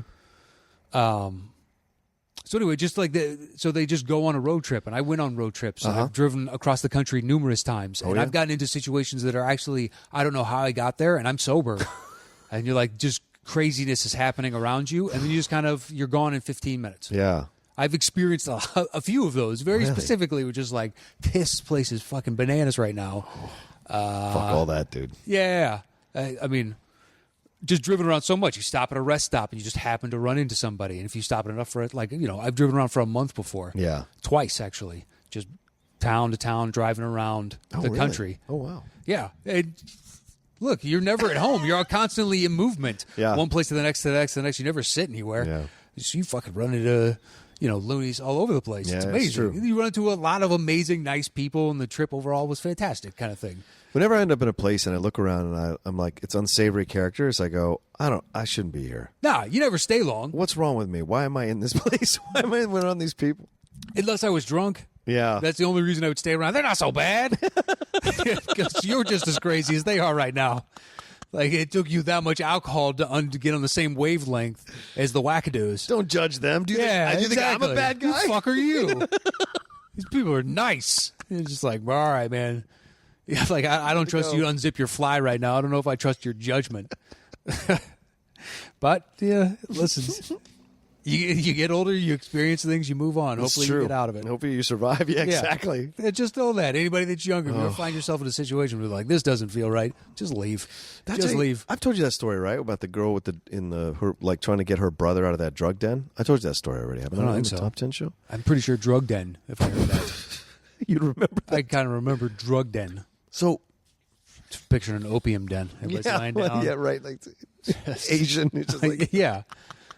Just as a drug den, what are we talking about here? Or The Wire, season 4? Yeah, pretty much. That's what it is. Amsterdam was going. There was a girl I was dating in the military back in the 90s, and she was wild. Like, I liked him back in the 90s. Dude, fuck, in my 20s, the crazier, the better. I loved the ride. Got plenty of friends like you. Yeah, it's terrible. Plenty. It's terrible. I loved the ride. I love the lunacy of the as many red flags as possible, because it's like a video game. You're trying to get out of that level so you can survive to the next level. But like this girl, she was we'd gone out a couple of times. We'd had sex, and she was really like hot. I couldn't believe like she was into me, man. I just couldn't get it. And then one night, she gets a call while we're hanging out at her place, and she's like, I gotta go get my brother. I'm like, okay, what's wrong? She's like, he's in a like a den, like a crack house, like a drug den. And I was like, okay. And she you goes, had no prior understanding. No concept of what that meant, right? Yeah. I'd seen it like in the movies, but I had no idea what that meant, right? And so she said, yeah, he's in this back house at someone's house. Like they've turned their shed or back house into a fucking like place where people can go and do drugs. Yeah. And so I was like, holy shit. So we're driving at like fucking 12:30 at night because he had called her. This was the early advent of cell phones, you know? And so he called her or texted her something, if you could text, I forget what it was, but it left a message like saying like, you have to come get me. I don't know what's going on here. I'm scared I think I'm going to die. So she's like, I'm of course overly protective. So I'm like, I'm going to go with you. I'm the hero. I'm in the military, whatever. We go there. We have to we drive all the way out there. It takes like half an hour to get there. We hop over a fence and we have to sneak through like on this asphalt or this white asphalt they have around pools or sneak out there. And then we go into and man, fuck, dude. It was one of the most unsettling places. And I'm one of those people that can sense energy in a room. Like, it was so, like, at any moment, shit was going to go down or pop off. And we were walking, like, slow. And I'm in my mind going, what the fuck am I doing here? The whole time, just walking through. And it's like this orange-yellow light through the whole place. And she's going, like, I'm trying to maintain pace with her because she is like tearing ass through the rooms trying to find her because she knows what he looks like. Yeah. Obviously, I don't. So I'm just trying to follow with her. We're going room to room through this place. You're just looking at the fucking gutter of human existence as you walk through going, what the oh my God, that dude's crazier than this guy. Yes. God, this person is nuts. Oh, yeah. I mean, I saw a lot of unsettling shit in that place. Any Downey Jr. and Less Than Zero action going on? Did you actually walk in on something that? No? Thank God for that. Any dick sucking? No, there was none of that. Thank God for that. No. But it was just uncomfortable because some of those people looked like at any moment they were going to cut me open and take whatever money I had. If it's a crack den, that's all I've ever seen on TV. And like, New Jack City, man, I saw it. Yeah. Well, she said she that's the thing. She lied to me. She said he was doing drugs at his friend's house.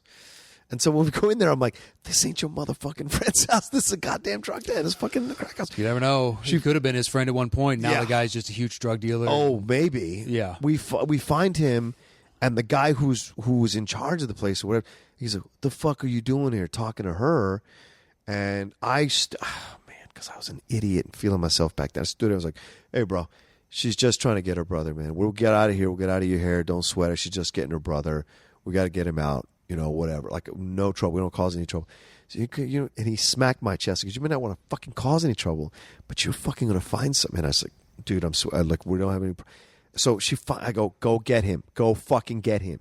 And so I'm trying to talk this guy down as nice as possible to not. And she finally she comes out and she doesn't even tell me that she gets him. I see her in the corner of my eye, I go, just take off with him. And I go, okay, we're out. So we're walking out and he is like stumbling around. The guy can barely fucking stand. We get him, we have to like pick him up and throw him over the fence and then get him in the car. And he's like, and I have to sit I'm driving and she's sitting in the back seat with him. And he's just like kind of fucking, going the back and forth thing. We finally get to her place. I drop her off and I say, babe, you probably need to handle this with him. It's cool, blah, blah, blah.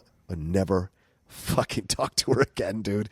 Just surviving that was enough. And I drove home and I was shaking. I was fucking shaking, dude. All I'd be thinking about is that some bitch better not shit or puke in my car. I'll fucking kill Great him. point. Great yeah, point. That's all literally because I was like, look, the other thing I've seen in movies and in TV is depending on what you're doing, it either make you just lose all sense of faculty or you just, like heroin, you get super constipated. Yeah. Like, I don't know if that's true. That's all I've never experienced it, so I don't know. Yeah.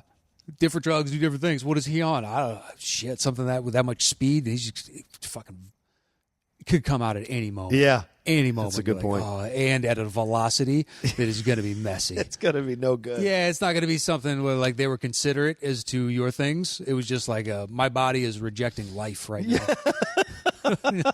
You're like, fuck, man. Now I got to clean that up. That's a good point. Yeah. It's a good fucking point. I don't think OxyClean is taking out that. I got to pay professional people. Yeah, exactly. I got to call in the damn crime scene hazmat suits to get this shit cleaned up. Whatever cops got to do. All right. Anyway, where were we, man? I did road trip at 5. Okay, so it's my turn to 5. Yep. American Pie. Punt. Okay. Are you fucking kidding me? Oh, I see. Are you fucking I kidding can't me cuss with at this? you, but you cuss at me? Well, I'm just saying. Yeah, I know what you're saying. There are certain things when somebody has something at 7 and you go banana times, but 5, you're so close to getting it right. You're so close to getting it right that you get it so wrong.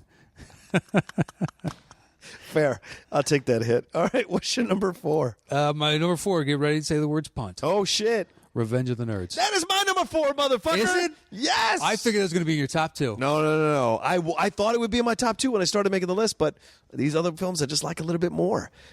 But shit, I love Revenge of the Nerds, man. Yeah, it's great. Yeah. It's Robert Carradine. it's weird to see Anthony Edwards with a full head of hair. Yeah, right? I'm just so accustomed to him on ER and thereafter. Yeah. To see him with like blonde locks. You're like, man, that must have hurt Yeah. when you're losing all this movie star hair.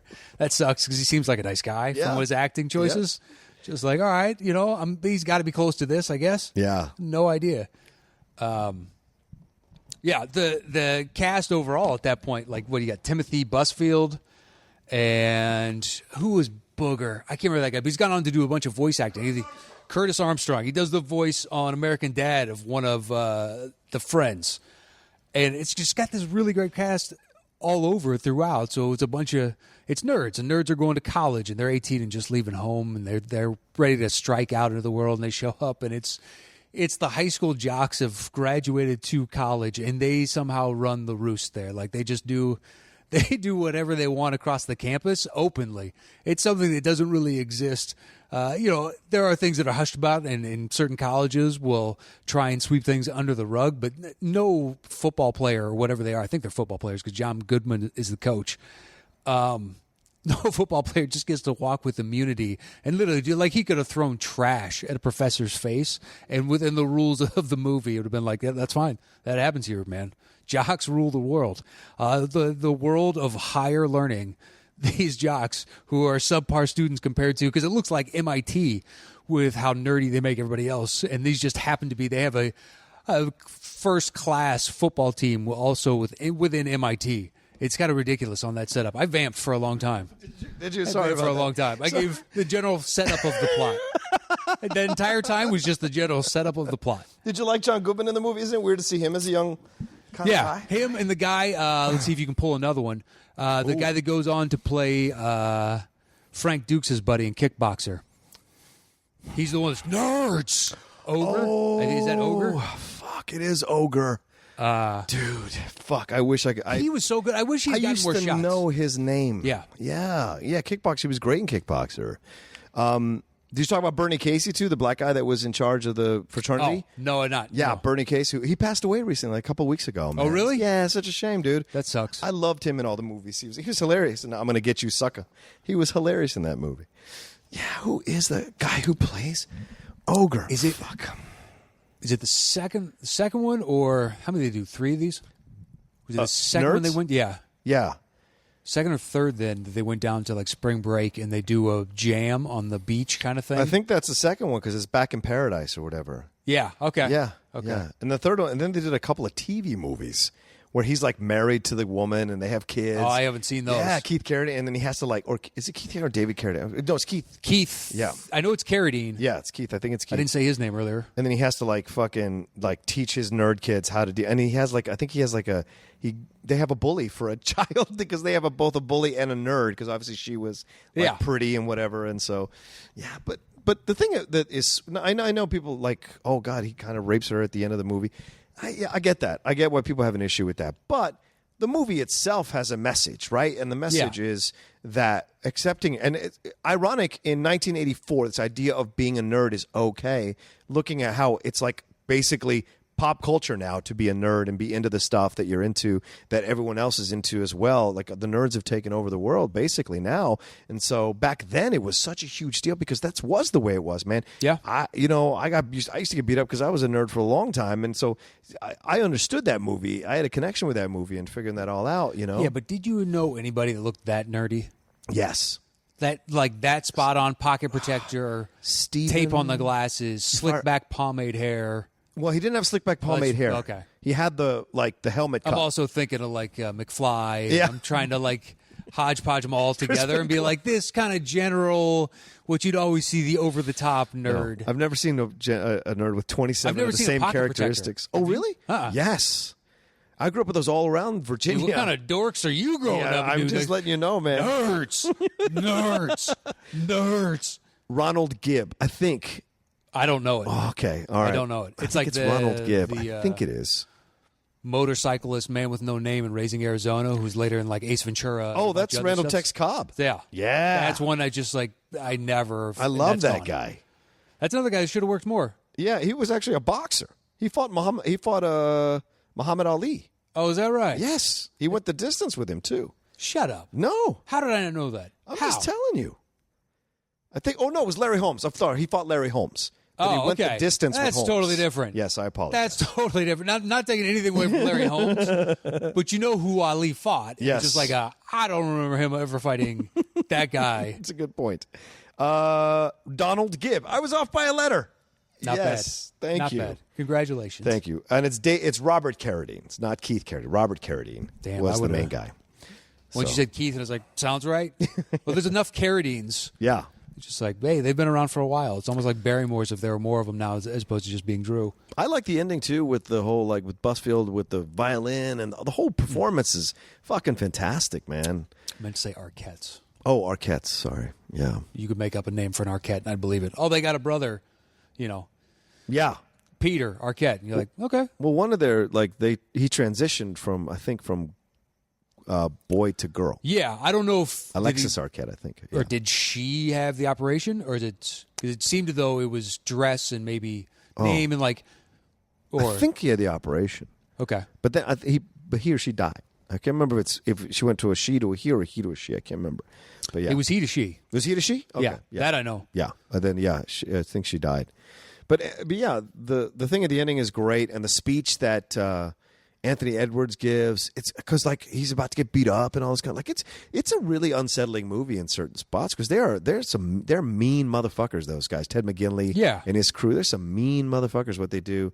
And you have Goodman against that nerdy guy who's in charge of the school too. Essentially a microcosm of what's happening, which is great. I mean, look, as I was saying in the vamp while you were gone, it doesn't make sense that it seems to be like it's MIT and they also have a top 10 Division I football team. I don't know where that exists in nature. Yeah. Maybe Penn State? No. Maybe? Yeah, but from what they make, Carradine and Edwards and everybody else out to be, these seem to be the next, they could be Stephen Hawking's type of guys. I agree with you. And then to have on the other side Ogre, who I believe is barely literate as a character. Yes. Okay. Usually the two don't go hand in hand because the requirements to get into the school that good would be high. It's like, Duke. It still has good athletics, but the requirements to get in are still fairly tough. Yes. Agreed. Yeah, it's not quite Harvard. It's not quite. No. They don't make as many leniencies. You still got to be super, super duper bright to get in there. But anyway, it's a good movie. So that was both our 4s. Yes. What's your number 3? My number 3 is Superbad. That's my number 3. Oh, shit. We getting it down now. I think the extended cut makes it for me. Oh, yeah. Absolutely. Because I was nonplussed walking out of the theater. Really? Yeah. Really? And I think the extended cut. Oh. And I think now I like Bill Hader a lot. Oh, God. And him and Rogan steal the movie for them with McLovin. Yeah. Going around. I want to see that movie. I want to see them go off and do that all night long. Nothing against the primary. It's just all those guys really seem to have fun in those characters. I would happily have watched. Yeah, I agree with you, Matt. Those are the best parts of the movie for me. They are. Man. And then at the end, it's just like, well, look, we knew you weren't. Yeah. McLovin. And 25. They're so sweet to him, dude. They're so sweet to him. It's so funny. And they sit down, oh, sorry, man. We didn't know. We didn't know we were messing up your first time. We didn't know the whole thing. And he's like, well, what can we do for you? What can we make it up for you? Take me out of the I'm an angry guy and put me in the back of the police car. I'm a wanted man. Yeah, wanted. And you finally get to haul me in. You get your reward, dead or alive. Oh, it's so brilliant. It is. But just the back and forth, Hader's just pissed because he's like, you ran off, man. We're friends. You can't do that. Because didn't his wife leave him or something like that? So maybe he has abandonment issues. Yes. But they're seemingly only 5-6 years older, maybe max. Maybe, yeah. But Seth Rogen's new on the job, and they're still doing stupid shit. Yeah. Like they're in their early 20s. Well, Rogen wrote the movie, I think, with Apatow. Okay. And so, but he based it on like their relationship. And so Hader and Rogan are essentially the older versions of Jonah Hill and Michael Cera. And so he wrote it about his own experiences growing up. And that's like, he's Jonah Hill. Like Seth Rogen is Jonah Hill and all that jazz. So it's really funny to see that. And then he puts himself in the movie, which is brilliant too. Oh, well, I wonder very funny. If the Dick's infatuation then is Rogen's. Yeah, I wonder. It's certainly, I wouldn't put it out of the realm of possibility for No, because Rogen. it seems like, that's a very specific choice just to reveal and then close the movie with the pictures over and over and over. It's unsettling shit. But there's some weird shit that goes on, like when the girl has a period on his fucking leg. It's so weird. Yeah, he realizes it? Yeah. And then the stain just stays on there when he goes to clean it off. It's unsettling as hell, man. It is. Well, the amount of it is unsettling. Yes. Because another dude, like, literally does the pledge challenge where you're trying to get dust, those white glove dust things, and he just does that barehanded, and it's like, this is blood, and it's just like, oh, dude, you took a lot off, which means you pressed in a lot. Yeah. That is a disturbing amount of menstrual blood. That's soaked through, man. That's soaked through. Yeah. Those pants are ruined. Yeah, just so you know. You're not getting that out. But it is a sweet story, too, their relationship, their friendship, because he's mad that he's leaving. He essentially thinks their friendship is over, and he's going to go off and have this great life without him, because he's super jealous of the guy. He's super jealous of the guy because Michael Cera seems to have it all lined up. He's a chill dude. He's not emotional like Jonah Hill. He gets what he needs to get in life, and he's going to where he's going to go. And Jonah Hill thinks he's going to lose his barrier to having to deal with real life, in essence. And so he's mad about it, and he's taking it out on him. And it's natural things as kids, And at that age, you're still figuring out how to process your emotions properly. So it would act out because he later on reveals I saw the housing, application or whatever that you filled out weeks ago. Yep. So I already knew about this, so I was just pissed. Yeah. And I was directing at you because I was pissed at you, but you also feel selfish because you're like, I have no right to be pissed. I went through with this with a friend of mine. Oh. And I got upset at him, and ultimately it was like, I had no grounds to be upset, and he did nothing wrong, and you were just acting irrationally. Right, of course. As like a 20-year-old, just upset because something didn't happen, I wanted it to, and it took me a couple months to figure out, why do I feel like I'm not the one in the right? And just sitting down to assess it and being I got to agree with him. I just act. It's like one of those things where you're young and you're passionate, you make a decision, and later on you realize, that was the worst decision possible. Yeah. But I don't know, I just acted in the moment, the passion of the moment.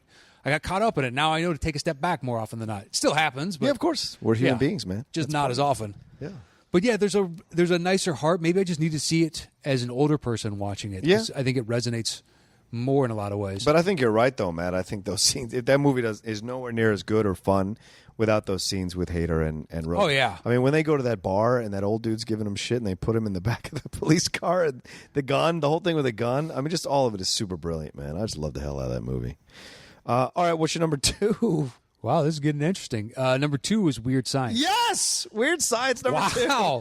So we're fighting between our two punts. Yep, basically. Basically. Weird Science. Weird Science to me was magic when I was a kid. Still is magic, Absolute just fucking magic. And it's so weird once I realized later on that that's Bill Paxton. Oh, yeah. As Chet. That's right. Just a guy because he goes on to do other things. Like I saw Aliens a couple years after that, but I didn't put the connection. And I saw other things that he was in, but years later going back and be like, oh, shit. Yeah. I had no idea. Like Kelly LeBrock Shore. Yeah. And Michael Anthony Hall and the other actor I don't know. Yeah. The Downey That's a hell of Jr.'s a in pull. it. That guy, because that guy became a English teacher. English Oh, professor. really? Yeah. I think it's a 3-name guy, too. And I can't remember his name. Like Thomas Ilan Mitchell or something like that. It's weird. It's a weird little name that he's got. I can't remember the other preppy. There was Downey Jr. and then the other guy. Oh, yeah. That guy. I don't know that guy. Yeah. I don't know what he did. But it's early Downey Jr. God, it's really funny to go back and see early Downey Jr. Yeah. Isn't it? Where The he weird played things a he's dick. in? Yeah. So well. Yeah, back to school. He's his friend of the main guy, but he's such a dick sometimes, man. So it's really funny to see the old Robert Downey Jr. But you understand why he got into the drugs and why he got into the stuff they got into, because this was his personality, Possibly, and it was radiating through in the films he was doing. This character, this I don't give a shit kind of character. Sucking dudes' dicks at parties. I guess I don't. Less than 0. Yeah, that's true. That's just... But this film is so, the thing that I want to make very clear is The best raunchy teen comedies have good heart at the middle of them, and Yeah. Weird Science is the same way. Like their relationship is like they want to be seen as cool by the kids at school because they've been picked on and beat up by getting their pants pulled down in front of the gym class, getting the Slurpee dumped on them at the mall. So they create this woman as a way of trying to break out of this thing. But that's the key. Yeah. Because it's not to make her solely a sexual slave, like a robot. Right. It's to educate them and teach them how do I talk to her kind of thing. Yeah. Like, not be the end destination, help me reach it. Yeah. Like, give me a little guidance and tutelage to get to my ultimate goal. I mean, yes, they do, like, when they're in the shower and she turns around and kind of looks at him. Right, of course. But they are doing the, Yeah. just like, I was looking, but I wasn't looking. I swear to God, I'm sorry. I feel sorry. I'm so sorry. But And they're wearing jean shorts. Yeah. yeah, They're, but at the same time, you are taking a shower with them, so Right. Yeah. they're not entirely in the wrong here. Man, she was hot. Kelly LeBrock. So hot, and then Mary Steven Seagal. Mary Steven Seagal, dude. How do you make that choice? I don't know. I don't know. Could you imagine what those conversations must be like? She seems like, when you see her in interviews, this is an intelligent woman. Kelly LeBrock is not stupid. Yeah. So it's mind blowing that she would end up with Steven Seagal and or for a while, because he seems like such a dolt. Like, no offense, he's probably going to kill me if he ever sees me, but he seems like such a dolt. Dude, I read a Reader's Digest version of a novel that he co-wrote. Stop it. And it is the most incoherent, like, utter horse shit. And then you read some of the Amazon reviews and the 5 stars are like, tell it, Steve. And you're like, I haven't read it, so I don't know. I'm passing judgment, but at the same time, of this shortened version, they just talk about this is what the story is. Here's where it goes. Right. It's not saying the character is dumb or whatever else. It's just like, and then this goes here, and this. Now, they never mentioned this before, and then they never mention it again. It's just kind of like, oh my God, I can't even understand like how you would follow this. But I just like, tell it, Steve. It was. Some of it was just like, let's get to the fucking point. This is a 5-star. Who are we kidding ourselves? Crazy. Wow, really? Okay, maybe he just paints a gorgeous picture. Yeah. Well, Chet is so funny. Like, Bill Paxton's Chet is hilarious. Just a douche. What she turns him into, like that. And I knew dudes like that in the military who were like, how could you not? Yeah, overplay their hands, especially when they come back to civilian life with like a little brother. Oh yeah, are you kidding me? Oh, the worst. Yeah, the worst. She's great. I mean, my favorite scene is when they're at the jazz club or whatever, and they're talking with the guys, the blues musicians or whatever they are, and it's like, is the Cheeks man, hold his smoke, and then he talks about like, did she call on the telephone? What is this guy talking about on the telephone, man? Of course he's talking on the telephone. And then the whole thing about that girl breaking his heart, because he's talking about the girl from high school who broke his heart, and the way he's talking about it. Yeah, it's so funny. Anthony Michael Hall through these movies, just incredibly funny, man. I know that dude. I just assumed he was going to be in my life. Oh yeah, as an adult. Yeah. I guess it was just a few bad choices, like right after that, and it was a stumbling block. Yeah, Johnny Be Good was Johnny like Be that. Good's not good. No, it isn't. And Uma Thurman is in that damn movie. And then the year on SNL? Yeah, oof, with Downey Jr. Ironically. Yeah, ironically. That was also the Randy Quaid and I've only seen clips. I've never seen Denitra Vance. I watched that whole season. Did you? It was the worst. It just didn't make sense. Like looking back on it, like these are comedic people. Yeah, but not in the way for this show. Like Lovett survived, Dennis Miller survived, okay, and I think A. Whitney Brown survived. I think those were the only 3 that survived from that like era of like that year, because it was a terrible year. Terry Sweeney was in that year. Yeah, I remember all those people because I watched all those things. Some of the skits were funny, but they didn't know what to do with them. And Lovett surviving was hilarious. SNL now, we know what it is. Yeah, right. We've got decades upon decades of it now. Yeah. And it was still kind of an more organic thing. Yeah, I can't remember if this was when Lorne Michaels came back, his first year coming back, so he got this kind of younger cast, or it was the last year? He was I think it was the last year. Okay. So it's I don't believe he was there for the Eddie Murphy, Joe Piscopo. No, years. that was Ebersol. Yeah.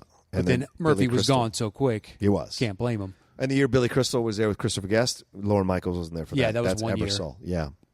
Martin Short, all those guys were on there during that year. That was a good year of comedy, man. Yeah, there's a lot of classics on there. Mm-hmm. They rarely play them, though, because Lauren has a thing about it, man. Well, they're not his. Yeah. And it's his show. I guess. Funny is funny, though, damn it. You know, his ego has dictated those terms, and apparently NBC accepted.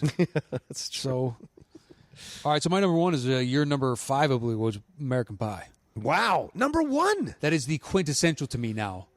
That is updated from, like, that's a new version of Porky's. Okay. I mean, the guy has sex with a pie, for Christ's sake. That's true. He does. What's raunchier than that? And it's still somewhat innocent. Yes. It is actually really innocent. Because they're all pursuing love. Yeah. Yeah. But you're struggling with hormones, and you're raging, and I've heard of, guys doing other things with not pies. I've never heard pie. No. But I've heard other things. When I was young. Oh, shit, I shouldn't say, should I? Probably not. All right, fine. Is this something you want the world to know? That's a good point. Yeah. All right, go ahead. I never fucked a pie, though, that's for sure. No. Hot or otherwise, I've never fucked a pie. No. But you see that, but the innocence of it, because that within like a good teen comedy still has the innocence of being a teenager. That you're not doing this with the full understanding and intent. Yeah. You're just kind of experimenting at life and figuring things out. Yeah. So because there's still, it's like, you know what? Like when the parents look at him, like, your kid is still there. He's just unfortunately going through a phase that you went through, and it's becoming a full-blown person at this point. The innocence will fade to some degree. Just how much is the real question. It's very sweet. Eugene Levy's relationship with him, it's very sweet. His dad is very sweet. And the Shannon Elizabeth stuff is very funny because, he has the thing for her. But, of course, it's Allison Hannigan who ends up being his girlfriend, and the whole thing with Chris. Is it Chris? What was that guy's name? Chris, what? I was about to say Klein. It's something Klein, It's a Klein. I think it is Chris Klein because Chris Evans Klein? is the other guy.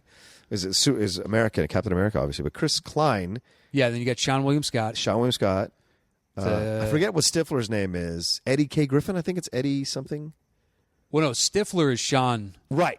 Sean William Scott. But Eddie K. Thomas. Eddie K. Thomas is the guy who sleeps with Stifler's mom.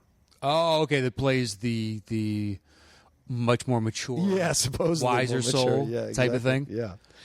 I believe that's where I learned the term MILF.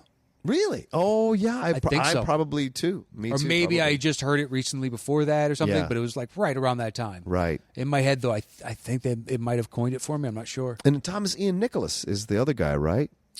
I can't remember their names. You got Tara Reid again. Yeah, that's who she's... Yeah, because he's going to be in the Schmodown, dog. He's got a team.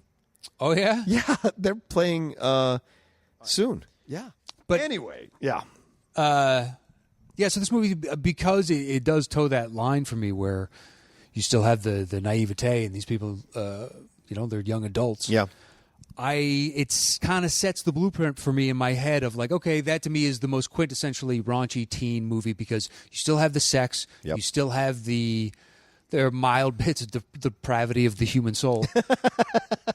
But ultimately, it's more about like the people and them growing and experiencing. Yeah. So that is part of a good teen movie. It's not all just like gross out and we're just here to show boobs and blah, blah, blah, blah. You can actually tell a story. Yeah. I think the Chris Klein and what's her name? Mana Suvari. Suvari. I'm about to say Milo Sorvino. And I'm like, that's nobody's name. Milos Forman and... Anyway. She's a hell of a director, I tell you. That storyline I could do without. Yeah. In the movie, I don't care. Okay. About the two of them together, to me, has as much spark as fucking, Antarctica. They're cold. Yeah. So you could cleave that off. I like everything else, though. I like the guy that's going to be playing the Schmodown versus Sarah Reid, and like they're kind of, she's ready to move on, and he doesn't see the writing on the wall. Right. And I like the progression of the characters, and Stifler's going to be Stifler, going forward. Just so great. Just an idiot, just the dipshit. Mm-hmm. I got 3 of my closest friends. They got a 4th buddy. He's a comic. Yeah. And I don't understand how he's part of their friends. And it's just like, he kind of came into our lives when we started partying, and he's really fun to party with. And now he's just part of our friends. Yeah. And you're like, that still is no explanation. That still is no explanation.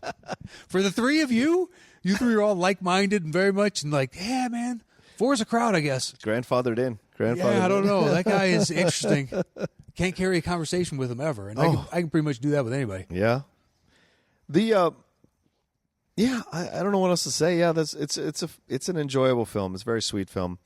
And it's great performances. I wish they hadn't done the sequels, except for American Wedding. I did like American Wedding. That was a nice think it's sequel. the only one that I saw. Oh, yeah? You didn't see the second one where they're at the beach or whatever for spring break? And I know that there was the Eugene Levy's somehow now tied in. Oh, He's the only one coming back. Yeah.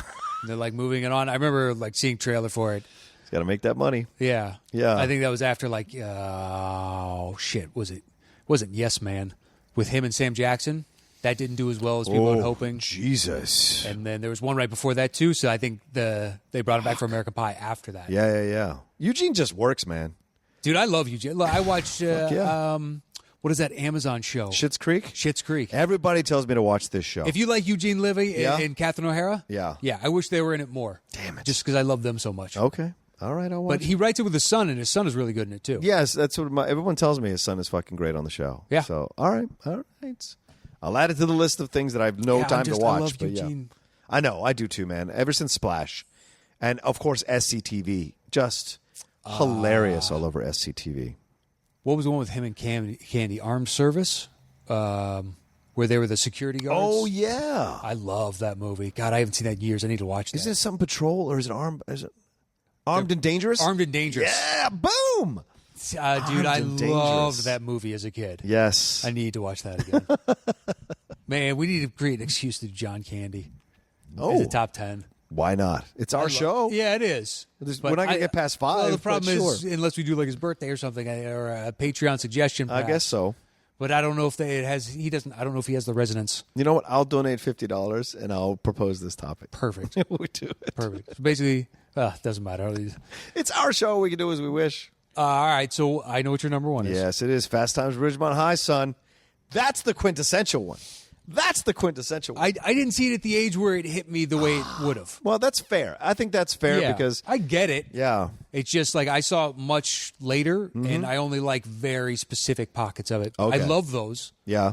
Like Spicoli. Oh, my God. And It's so hard to believe that's Sean Penn. It is. There's just other moments where just like, I don't care about like the ticket scalper. Yeah, he's a jerk, but he's supposed to be because that's what you have sometimes in high school. You have that dick.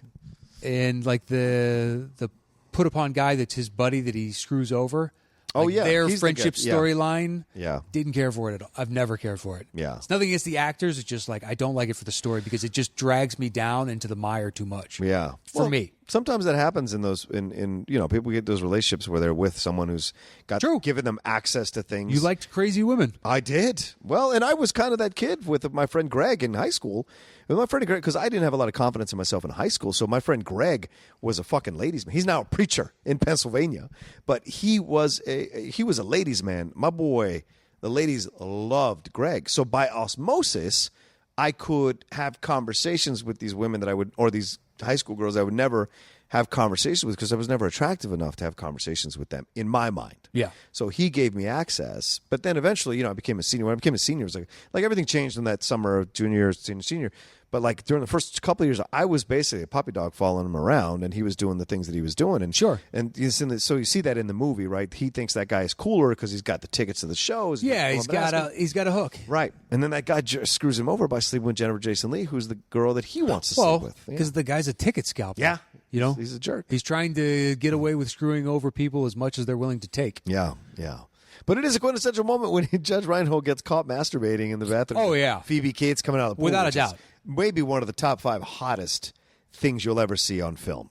She was beautiful, man, in that film, and coming out of the pool, just everything was hilarious. But to me, I enjoyed it. And also you get Eric Stoltz as the stoner in there with Anthony Edwards. They're the ones in the van. Nick with Cage. Spicoli. Yes, Nick Cage works is in at this the restaurant. Does he have a line? I don't know if he does. I don't know if he does have a line, but he's there. Yeah, he's there in the background, like in a 3-shot every once and again. He's over, what's his name, Judge's shoulder, kind of like, with a broom or something, or maybe he's doing fries or taking an order. I don't know. Right. But he's just in a couple shots. I don't know if he says anything, though. But just like Forrest Whitaker. Forrest Whitaker, that's right, is the linebacker. Plays the football player, yeah. Oh, my God, it's hilarious. When he is, like, doing the close-ups of him, and he's like, and he's going to kill everybody because they messed up his car because they got caught messing around with the car with his younger brother. All of it is just like that. That to me is just an enjoyable film to watch over and over again. And once again, a sweetheart at the middle of it because, like Spicoli, the guy from My Favorite Martian, the dad from My Favorite Martian, that actor, he wants to, Ray Walston, he wants to get to Spicoli. He wants to get through to Spicoli. He does. He's a good teacher. Yes, he's a good teacher. He's a good teacher. He stops Spicoli from going to the prom, and he teaches him. And in the end, they connect, and that's fucking awesome. Like it's about respect. Full of all that. Yeah, right. Ordering the pizza in the middle of his classroom. I had a teacher like that in high school where you could fuck off in other classes if you wanted to, but in hers, just like, it's not happening. Right. She will, it's iron fist.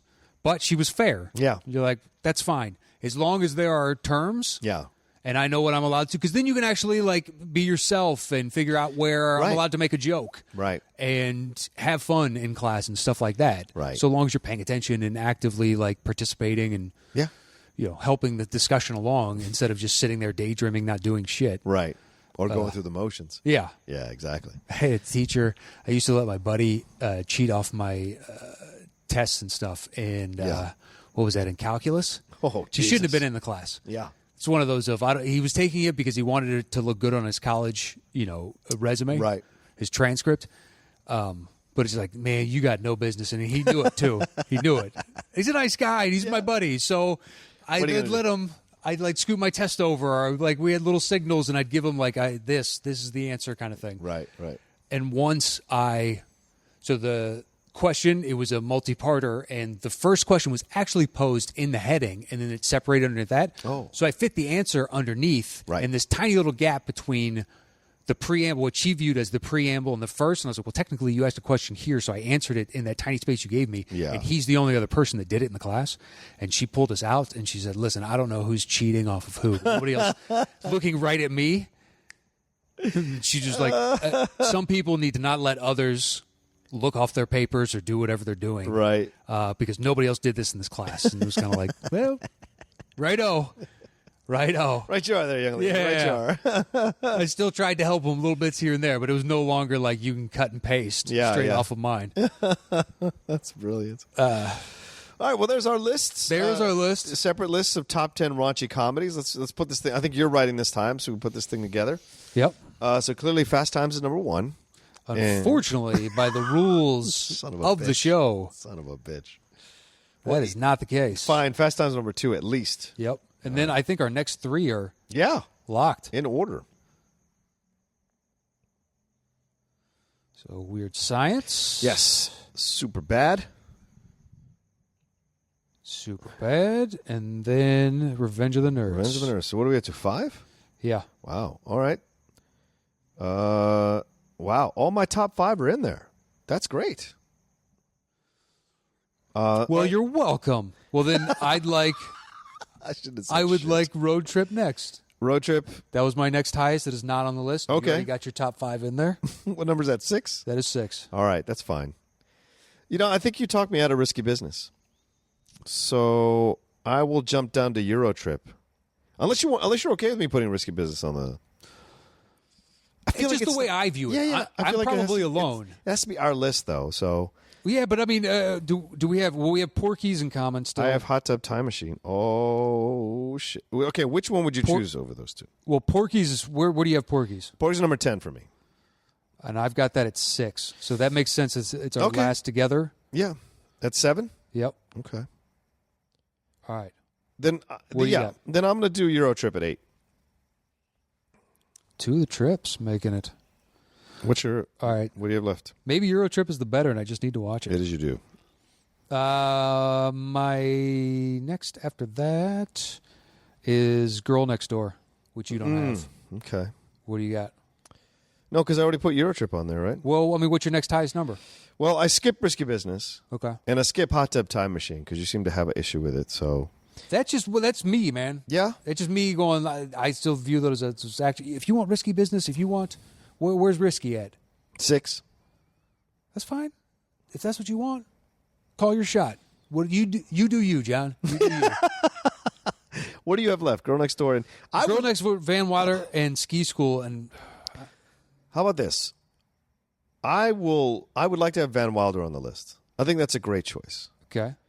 I want to elevate that above where it is on your list. Do you want to put Van Wilder at 9 and yes. you take 10? What do you want at 10? I want to put Zapped at 10. Is that wrong? Where's Zapped? It's your call, man. No, it's number 9 for me. But Hot Tub Time Machine is 7. Risky Business is 6. Yeah, my number 9 just made it on the list. All right. Probably should have been higher, but I haven't seen it in a while. All right, so you want... Yeah, let's put Zapped on there. Fuck it. Zapped it is. People can get mad about it. Risky Business or Hot Tub Time Machine. Sometimes these just have to come up organically. It's kind of how I am. Look, I hope my perception of it doesn't come. No, it made sense to me. The Risky Business is a little more dramatic than I thought because there are some funny, raunchy moments, but it is kind of a little more serious. And Hot Tub Time Machine was a bit of a cheat, so, whatever. It's fine. Did you have any honorable mentions? Oh, we'll do it after. You want to do the list? Oh, yeah. Sorry, my bad.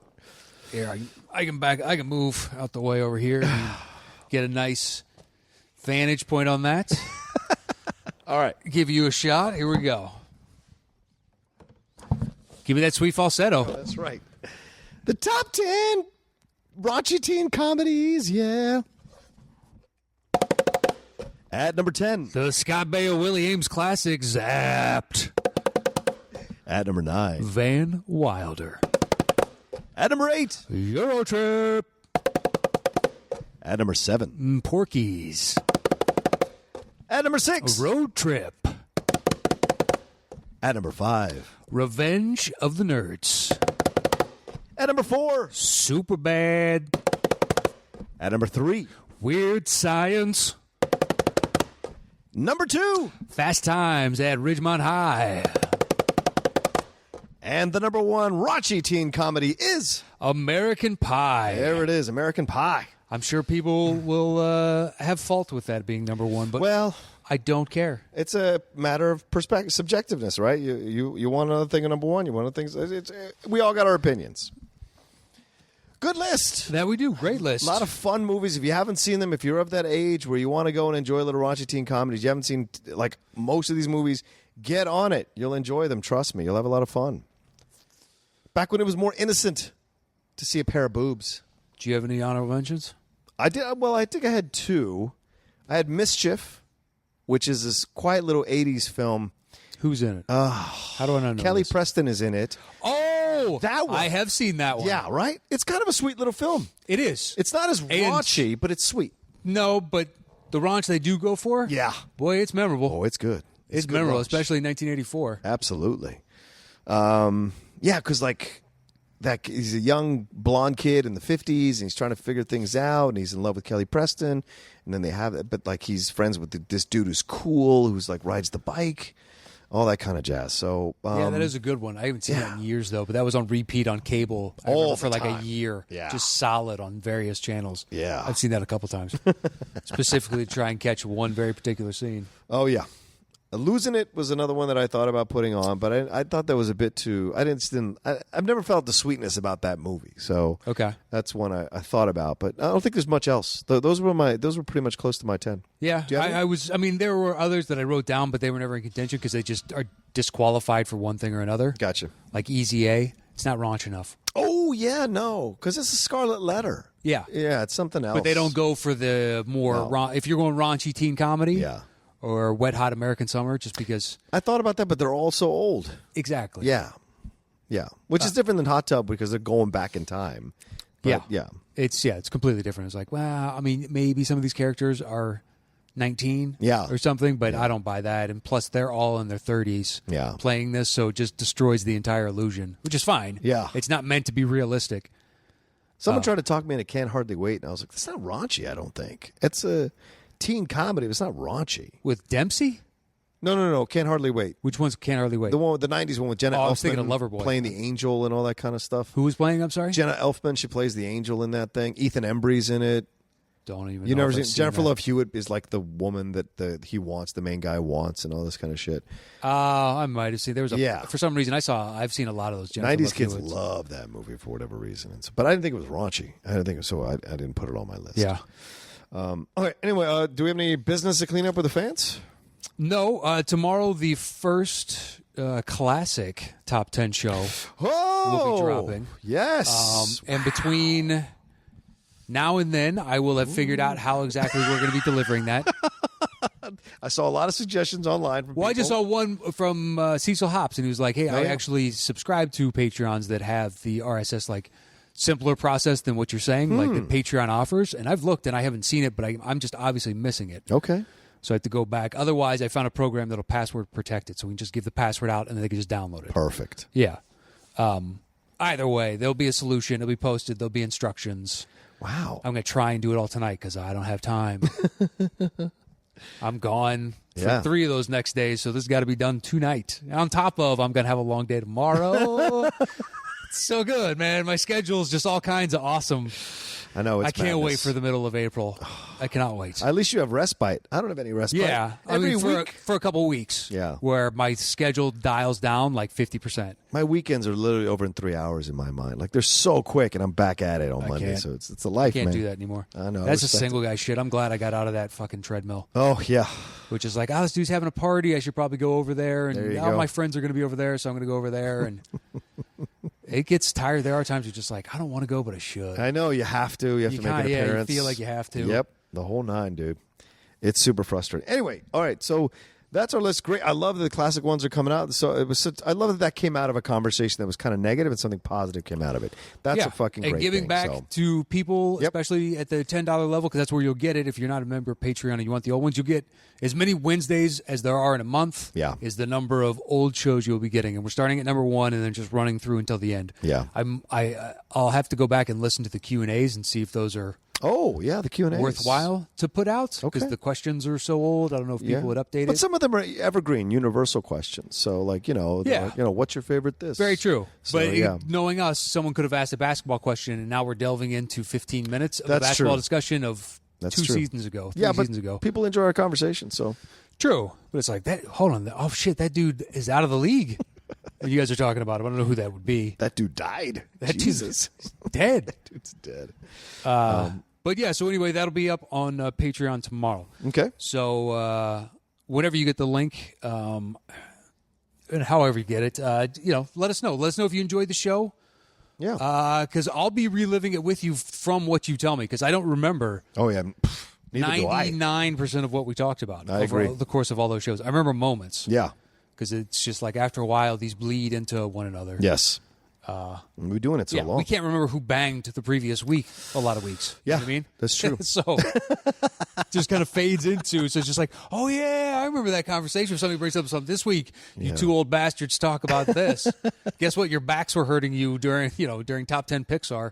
We were 20 minutes on that. You know, it'd be great if any of our fans want to do something to be funny. I don't know if Matt would agree with this, but like, you can recap our old shows on YouTube. That would be hilarious. Like a 5-10 minute recap where you're talking to each other about what we talked about on the show.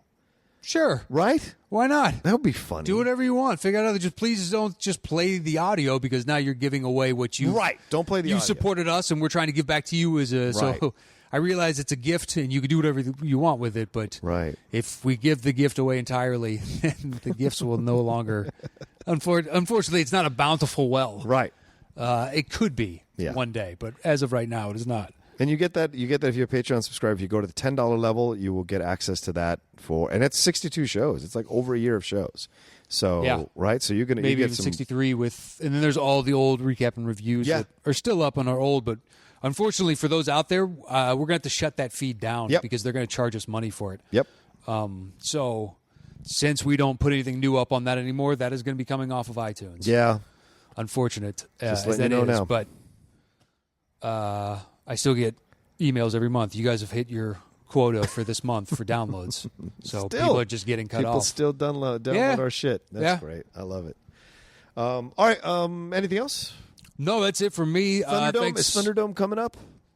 Yeah, Did it just happen? Well, no, I'll be putting the video out on Thursday of this week. Okay. Because we haven't the month hasn't rolled over when we're recording. Oh, this, right. So I Gotcha. don't have the list of names yet. Okay. Cool.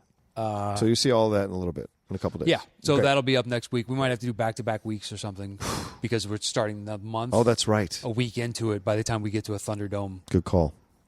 Anyway. Yeah. So yeah, that'll be coming up. So stay tuned for the video on that. It'll be on Thursday at facebook.com/groups/the top 10 show with the number 10. And you can find me on Twitter and Instagram at Matt Knost, MATTKNOST. You can find me at The Rocha Says, ROCHA, on Twitter and on Instagram. And thanks, everybody, for the great comments you've been leaving about the shows. It's so great to hear people introducing the shows to new people. Keep doing that. Keep promoting our show, pushing our show, telling your friends about our show, getting them on board, and they'll become future Patreon subscribers possibly. But either way, they'll at least be fans, and that's what we really want in the long run. More and more people listening to our content, and we've got some announcements coming up in the next few weeks or the next couple of months that may make some changes. It's really when my schedule finally eases up, and I can look into a couple very specific things, and then after that, then we'll have a couple more things rolling your way. Exactly. The show's not going anywhere. We're trying to build it. We've both been so busy to do a couple things. It's going to take us a day, and we need to carve out a weekday